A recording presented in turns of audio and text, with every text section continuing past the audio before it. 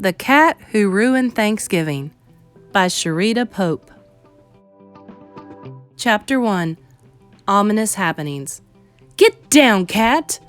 Mrs. McConway lifted Genevieve by the scruff of her neck, carried her from the kitchen counter, and dumped her unceremoniously on the floor. Cat? Genevieve shook herself, meowing indignantly. She was not a cat. She was the ruler of this domain, supreme master of the household, or at least she had been, until Mrs. McConway began bustling around the kitchen, doing strange things with the largest dead bird Genevieve had ever seen.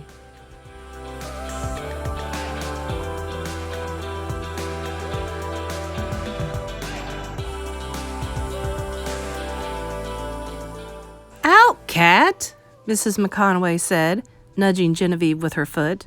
No shedding on the turkey, and no sniffing at the dressing either. You'll ruin Thanksgiving. Genevieve jumped back onto the counter. It was full of enticing smells. Tangy nutmeg, chopped herbs, fresh apples, and little bottles full of spices. Pumpkins stood beside bundles of grapes. Several pots were bubbling on the stove. In the middle of it all lay the turkey, spread in a deep dish with apples and raisins all around. It was raw meat, uncooked, although from the looks of the oven, Mrs. McConway would start it baking soon. Genevieve perked her ears forward, lifting a paw for an experimental swipe. No, Genevieve! Go away! Honey, will you get this cat out of here? Firm hands gripped Genevieve beneath the ribs. Mr. McConway had picked up Genevieve from behind. He carried her to the dining room, holding tight so she couldn't squirm free. Sorry, Genevieve, he said as he lowered her onto the plush carpet. You're exiled from the kitchen until further notice.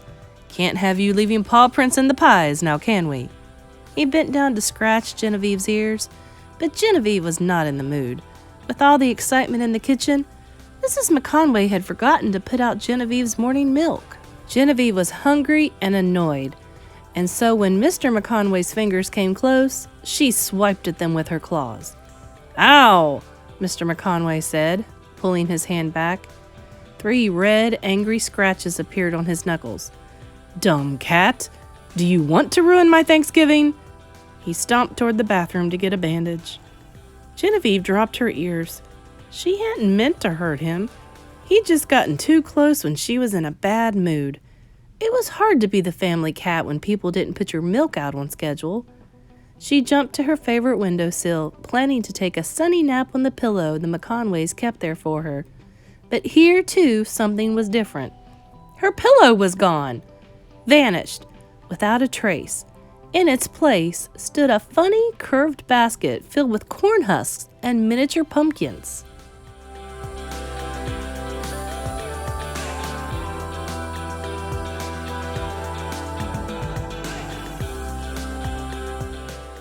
Genevieve sniffed at one of the pumpkins, a small one, barely larger than an apple. When she batted it with her paw, it rolled away from the window, teetering on the edge of the shelf. Then it fell onto the carpet. Genevieve jumped in surprise, her front feet rising several inches. She peered toward the floor, where the pumpkin lay quietly without moving. That was kind of fun. She pawed at another pumpkin, then at one of the corn husks, sending it rustling and rolling towards the drop-off.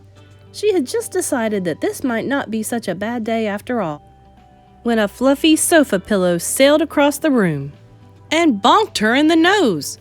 Stop it, Genevieve! You're ruining Thanksgiving! Genevieve yowled and sprang from the windowsill. Donovan, the McConway's son, was sitting on the couch with a glare on his face and a second sofa pillow in his hands. He looked like he was about to throw it. Genevieve hid beneath the table, ears dropped in confusion. It wasn't fair. She got no milk this morning, no one would let her in the kitchen, and now she wasn't even allowed to play with the decoration on the windowsill? And to top it all off, everyone seemed to think it was her fault. Genevieve wasn't ruining Thanksgiving. Thanksgiving was ruining her.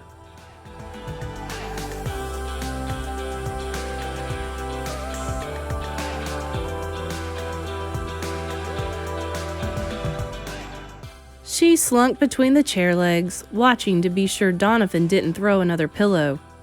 What had happened to her beautiful, well-behaved family? Why weren't they acting the way they usually did? The front door slammed open, and a familiar pair of tennis shoes with glittery pink laces appeared. Lisa! Genevieve perked up. Lisa was the McConways' daughter, and she loved cats. Genevieve ran to Lisa, hoping for a bowl of milk or at least a quick kitty treat. But here, too, she was disappointed. Not now, Genevieve, Lisa said, shouldering her bag. I have to clean my room before the guests get here. Can you believe it? Grandma and Grandpa are coming, and Uncle Mo, and even Great Aunt Sandy, who's been so sick lately. She darted up the stairs, leaving Genevieve frozen in shock. Lisa never came home without giving Genevieve a kitty treat.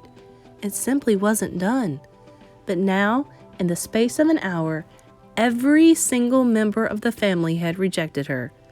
It was as if they didn't want her anymore.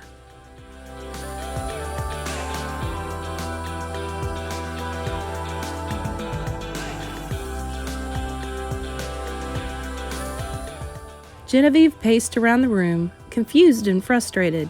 This Thanksgiving had creeped into the household without her permission.